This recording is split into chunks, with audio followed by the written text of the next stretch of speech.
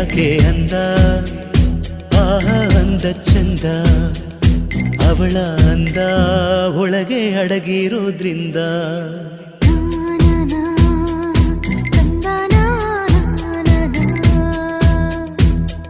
ಸೀರೆಯಲ್ಲಿ ಹೆಣ್ಣು ಬೆಣ್ಣೆ ಬೆಣ್ಣೆಯಂತೆ ಕರಗಿ ಹೋಗೋ ಆ ಹೃದಯದಂತೆ